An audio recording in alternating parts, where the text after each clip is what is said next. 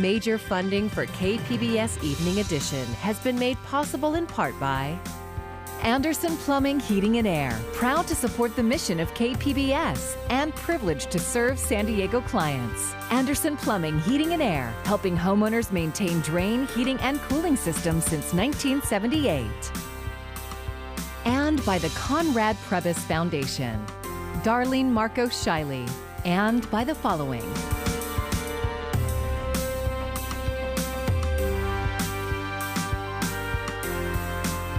And by viewers like you. Thank you.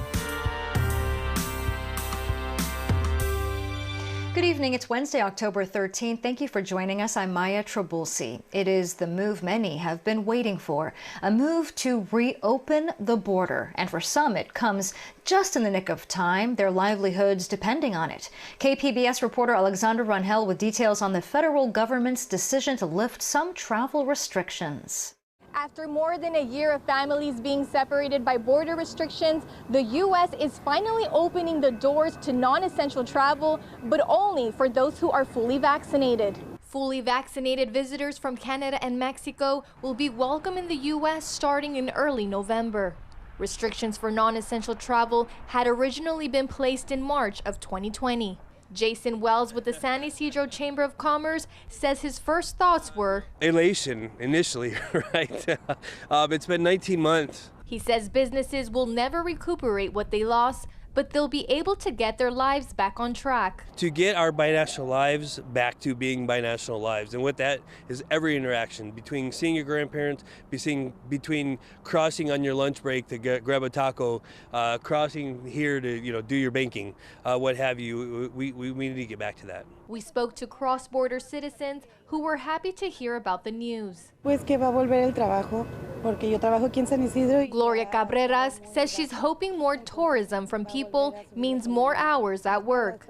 She works at a restaurant in San Isidro and business is not like before, but she has one reservation. Sí, las filas están de 2-3 horas. She says pedestrian crossing times are 2 to 3 hours. She fears she'll be stuck waiting in line even more now. Wells says wait times are a huge concern for border crossers, but he's hoping U.S. Customs and Border Protection will increase personnel to alleviate the burden. Now we're trying to figure out what exactly that date will be, how the verification of vaccinations is going to work. Wednesday morning, Mayor Todd Gloria thanked those involved with the binational effort to lift restrictions. I want to thank Secretary Mayorkas, who has been in regular communication with my administration since December on this particular issue. The Biden administration is still working on the details of the plan and has not set an exact date for when the changes will go into effect in November. Alexandra Rangel, KPBS News. Ports along Southern California will be picking up the pace 24/7, 7 days a week to offload all those cargo ships stranded off of the coast. As Karen Cafo reports, President Biden helped broker that agreement due to concerns low supplies are affecting the economy and could hamper the holidays. After meeting with top retail and shipping executives, President Joe Biden announcing plans to alleviate supply chain bottlenecks. With the holidays coming up, you might be wondering if gifts you plan to buy will arrive on time. The Port of Los Angeles and the Port of Long Beach, California, which together handle about 40% of U.S. container traffic, moving to 24/7 operations. Walmart, Target, UPS, FedEx, and others said they'll boost off-peak hours to speed the flow of items. The moves ahead of a crucial holiday season for retailers. They can't even get all the goods for their shelves that they want to because of all the transportation and logistics challenges they're experiencing. Meanwhile, the Labor Department says a key inflation indicator rose again in September, with upticks in the prices consumers pay for food, cars, home furnishings, and more. When you have shortages, then you have higher prices. But as the pandemic winds down, and I think it will, each new wave of the virus will be less disruptive than the previous one. The Biden administration pointing to the supply chain crunch to push for passage of the bipartisan infrastructure plan. We need to make sure that we have a more nimble and flexible set of capabilities. Also adding to concerns, a shortage of truck drivers to move goods. And AAA says average gas prices hit a 7-year high this week at a time of year when they typically fall. In Washington, Karen Cafo, KPBS News. Federal agents say their on-the-ground portion of the investigation into the fatal plane crash in Santee is wrapping up, but there are still many unanswered questions as to what caused the aircraft to go down. KPBS reporter Matt Hoffman has more. Whatever these things happen, they're tragic, and we never want to repeat them. Chris Sluka is the owner of Learn to Fly San Diego. He's logged over 5,000 flying hours and has been teaching for nearly 20 years. He says records show the pilot of the crash plane, Segura Das, was experienced, had a commercial license, and his plane made regular trips from Yuma to San Diego. He flew quite regularly. On FlightAware, you can see that he had, my count was 25 flights since July 19th. After reviewing the flight data from Das's plane, Sluka says everything seemed fine until the pilot missed his landing approach from air controllers. He wanted him to correct, but then he said, you know what, let's just swing it around and try it again. You're not even tracking the localizer. I need you to fly. It's actually cancel approach clearance, climb and maintain 3,000. He also told him to start climbing. And he initially started to climb, then he leveled off, then he actually lost a couple hundred feet, then he came back up again. So that was quite unusual. He never actually got established in a proper climb. Okay, it looks like you're descending, sir. I need to make sure you are climbing, not descending. While we don't know exactly what happened, Sluka says in the final moments before the crash, the aircraft was ascending and descending rapidly, all while changing its speed before heading into a steep dive. That's when you can hear in the controller's voice, there's something wrong here. Low altitude alert. Climb immediately. Climb the airplane. Maintain 5,000. Expedite climb. Climb the airplane, please.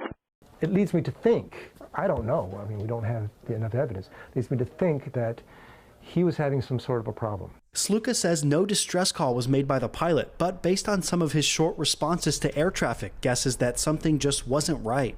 Something happened while he was in the clouds, whether it's mechanical or physical. He says based on the rapid descent and speed, it doesn't appear that the pilot was trying to land when the crash happened. If he had had an engine failure, or both engine failures, or even if he was doing it with one engine, he would never be going that fast intentionally.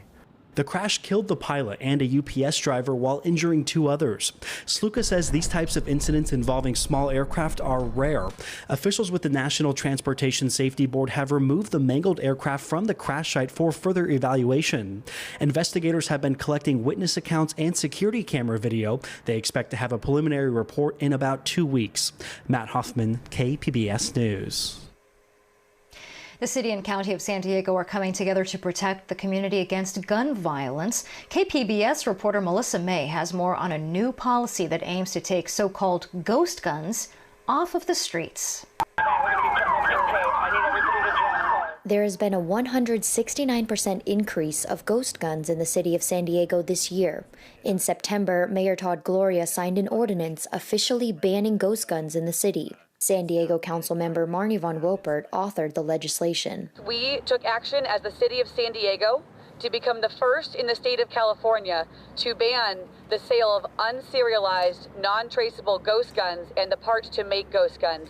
Von Wilpert took a stand after the gas lamp shooting involving a ghost gun this past April. To get ghost guns out of the hands of people who cannot safely own a firearm. Get guns out of the hands of anyone who threatens a school, a place of worship, an office, themselves, or a domestic partner. Now other levels of government in San Diego are joining the fight against ghost gun violence, including San Diego County. We are all heartbroken by the constant drumbeat of mass shootings. Ghost guns have only made that drumbeat grow louder, silencing the voices of too many victims.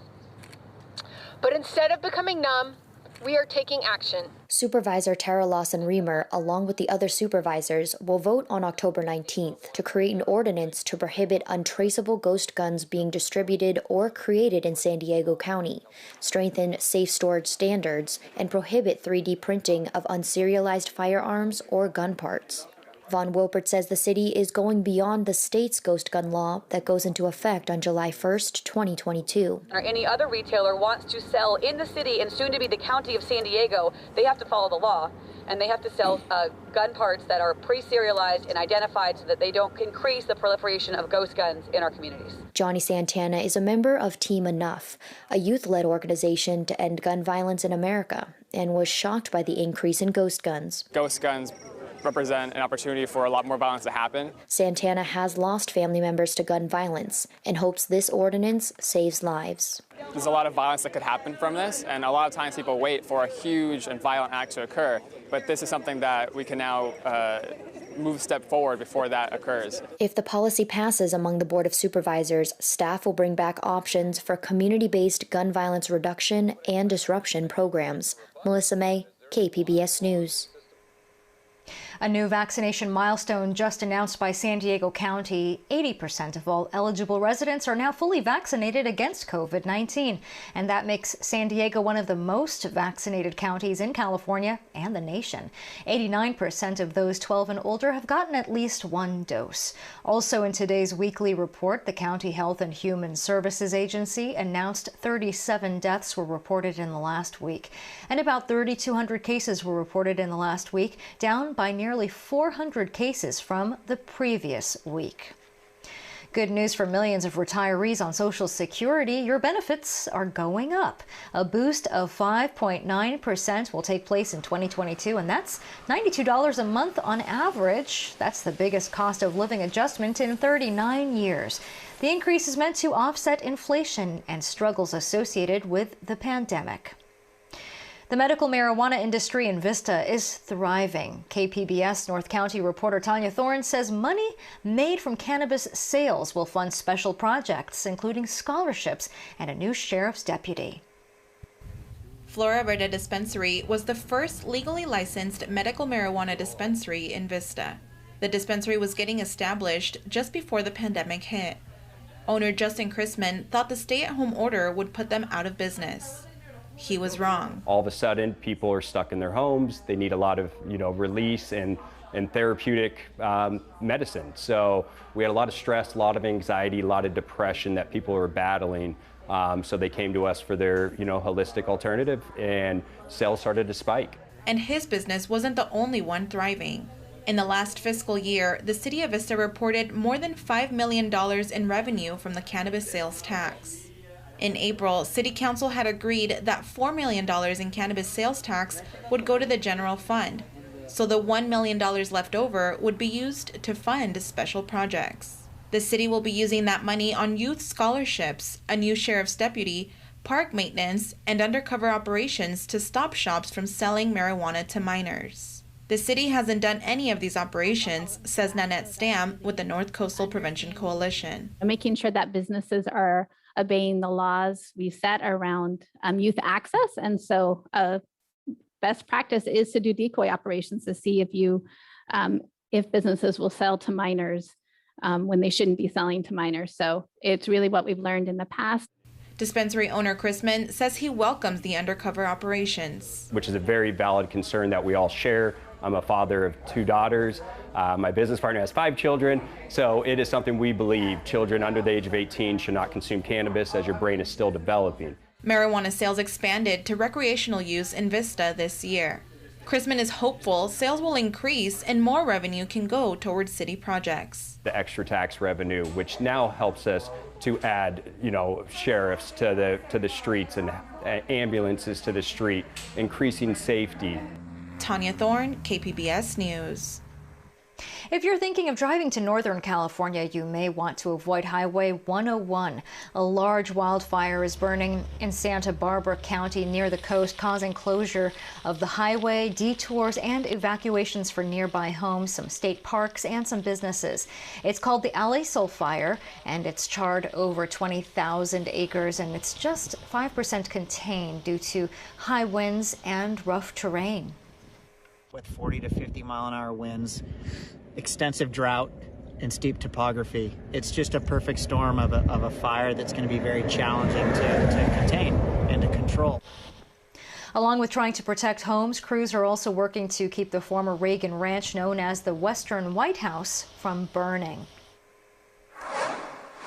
New photos show more sequoia trees have been lost in the K&P complex fire. The good news is experts say only one grove appears to have large areas of high severity fire. So far, the fire has impacted 16 groves. Experts say most of those fires are expected to have beneficial impact by reducing fuel loads and creating conditions for tree regeneration. The fire is 40% contained and has burned close to 88,000 acres in Sequoia National Park.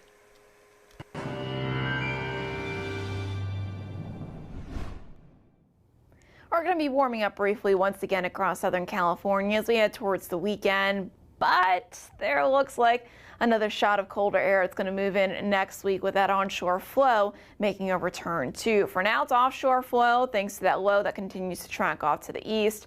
But the onshore flow makes a return as we move into next week. It's another chilly night ahead as temperatures get back down into the 40s for you from Oceanside out towards Escondido, getting down towards El Cajon. 50s for you in Borrego Springs, the low 40s out towards Mount Laguna. High pressure is in control here for Thursday, but temperatures are still well below normal for most. We're going to see that upward trend, though, as we head towards Friday. Temperatures for Thursday, upper 70s in Ramona, low 80s for you in Borrego Springs, low 70s in San Diego, 74 for you in Chula Vista. And then the brighter conditions really make a return as we head towards Friday. Tranquil pattern briefly before we have big changes again in the forecast for next week. Near the coast, temperatures go from the 70s back up into the low to mid 80s for your Friday and Saturday, but I mentioned there'll likely be another cool down. We'll be back down into the low 70s by the time we get to the start of the next work week. Further inland, we'll see the same kind of pattern here as temperatures go from the upper 70s on your Thursday into the upper 80s for Friday and Saturday, and then after that, we still have the sunshine, but we'll cool things back down into the low 70s as we start off the new work week. In the mountains, temperatures are not actually going to change a whole lot here. We may get up into the upper 50s there on Saturday and Sunday, and maybe get up to the 60-degree mark on Monday. But between, say, today and tomorrow and Monday, we're not seeing a whole lot in the way of temperatures moving up or down. And in the deserts, we'll see a little bit of a drop off here, but also not too dramatic. Temperatures go from the low 80s up into the mid to upper 80s here Saturday and Sunday, and then fall back down into the mid 80s to close out the weekend and head into the new work week. For KPBS News, I'm meteorologist Jessica Pash. Newly released audio recordings reveal conversations between the man behind the 2019 college admissions scandal and his clients. Dozens of phone calls were entered as evidence in the recent trial of the first parents to be found guilty in the scam by a jury. Laura Jarrett has more. Money and phony athletic credentials got their kids into college and now could land these parents behind bars for years. Even these defendants, powerful and privileged people, are not above the law. They broke the law, and now they face the consequences. John Wilson and Gamal Abdelaziz were found guilty on fraud and bribery charges for paying over $2 million to a college admissions consultant named Rick Singer, the mastermind behind the Varsity Blues scheme. Their lawyers tried to argue the families were duped by Singer into making what they thought were legitimate donations to schools. Little did they know, Singer had begun cooperating with the government, and the feds caught some of their most brazen conversations on tape. But the athlete gets first priority. Athlete first priority, then a legacy will help, and then some additional side door money, or you have to do all three? These recordings played for the jury at trial, offering a clear picture of the scam. Wilson paid Singer $220,000 to get his son into USC and $1.5 million for his twin daughters to get into Harvard and Stanford. But Singer said a coach at Stanford advised they couldn't make their plans too obvious. I can send him your $500,000 that you wired into my account to secure the spot for one of your girls. I asked him for a second spot in sailing, and he said he can't do that because he has to actually recruit some real sailors so that Stanford doesn't catch on. Right. Okay. So no, he's got to actually have some sailors.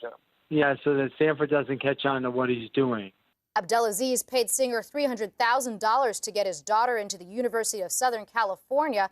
Their plan, according to court documents, to claim she was a basketball recruit based on falsified athletic credentials. Singer explained the plan to Abdelaziz over a phone call recorded as part of the investigation, saying a now former athletic department official at USC was involved. I'm not going to tell the IRS anything about the fact that your $300,000 was paid to Donna Heinel at USC to get Sabrina into school, even though she wasn't a legitimate basketball player at that level. So I'm not going to say that to the IRS, obviously. You're okay with that, right? Of course. Donna Heinel was charged in 2019 and has pleaded not guilty. Her attorney told CNN, quote, "Rick Singer is a known liar. Nothing he says about my client since he became a government informant can or should be believed." Abdelaziz and Wilson, just two of dozens of parents involved in the scandal, including actresses Felicity Huffman and Lori Loughlin, who pleaded guilty and served short prison sentences. Abdelaziz and Wilson are facing up to 20 years in prison now for their involvement. John Wilson and Gamal Abdelaziz used fraud and bribery to get what they wanted. What they did was an affront to hardworking students and parents. The Port of San Diego has voted to replace diesel-powered vehicles at local ports by the year 2030. The 5-to-1 decision to transition to electric power came after a contentious meeting. Workers expressed concern about jobs. Port tenants say the technology isn't ready. Community advocates worried about pollution say the move is long overdue. Some school buses in the Chula Vista Elementary School District are now charged and ready to transport students and save the environment. There are 10 new buses rolling out every day as the first zero-emission electric-powered buses in the district's fleet. KPBS education reporter M.G. Perez rode along with one of the bus drivers today. Libni Lopez has a daily checklist that includes a review of every inch of her school bus. What it does not include is a sound check. Before sunrise, there is the loud rumble of diesel engines spewing noise, fumes, and smell from many of the buses here at the Chula Vista Elementary School District bus yard. You don't even notice. It's magical. But 10 of these buses are not like the others. Lopez drives one of the zero-emission electric-powered school buses now owned by the district. They were paid for with grant money from the California Energy Commission. The money was given to the district in 2019, but the COVID pandemic and shutdown kept the electric buses off the road until now. They are clean and technologically advanced. I feel it's safe because if something happens, one of the doors opens, the bus will stop. So I feel that it's safe. The Chula Vista District is committed to safety first when transporting its students. We obviously have a number of green practices in place, and our electric fleet enables us to reduce our carbon footprint, makes the air around our buses cleaner. Electric school buses are certainly good for the environment, but more importantly, they're good for student health too. Traditional diesel fuel buses can create air pollution that science has determined can trigger asthma in healthy children. Jihan Cha puts her 10-year-old son on this electric-powered school bus every morning, and she's clear on the benefits. Yeah, I think it's better for the environment, for the kids, and for the earth. It's fun. 6-year-old Artian Cervantes and his mother are also big fans of the new buses. It's his first year in school, so for him going up on the bus, he gets all excited. And he's like, "Yay, I'm riding the bus!" Libni Lopez says her riders also like the high-powered air conditioning system, and happier children makes, she says, her job more enjoyable. They just want someone to listen to them. And I'm always cheer them up. The new electric buses are proving so successful on the road, the San Diego County Air Pollution Control District has given Chula Vista school officials money to purchase 2 more to be delivered in time for the next school year. M.G. Perez, KPBS News. I'm Judy Woodruff. Tonight on the NewsHour, inflation hits record highs as prices rise for everyday goods. We talk to the Commerce Secretary. Coming up at 7 after Evening Edition on KPBS. Here's another look at today's top stories. The U.S. will reopen its land borders to non-essential travel next month. It's been 19 months since the northern and southern borders were closed due to the pandemic. International visitors will have to be vaccinated against COVID-19. San Diego County is joining the fight against ghost gun violence. The Board of Supervisors will vote on October 19th to create an ordinance that bars untraceable guns from being distributed or created in the county, strengthens safe storage standards, and prohibits 3D printing of unserialized firearms or gun parts. William Shatner has boldly gone where only younger men and women have gone before, the final frontier. The 90-year-old actor, best known for playing Captain James T. Kirk, of course, on Star Trek, became the oldest person to travel to space.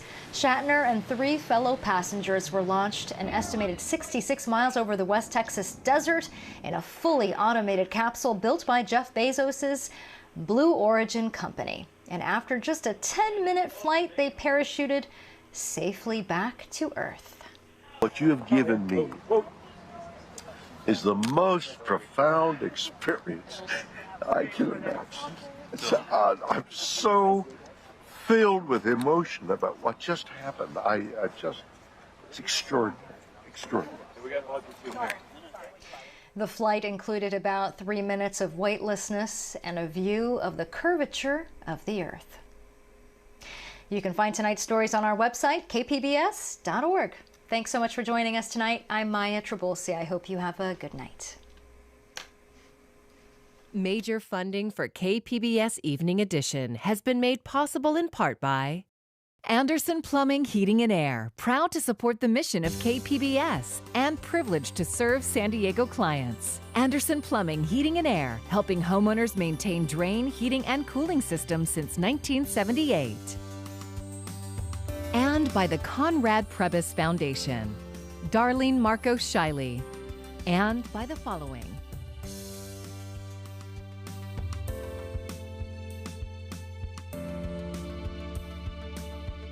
And by viewers like you. Thank you.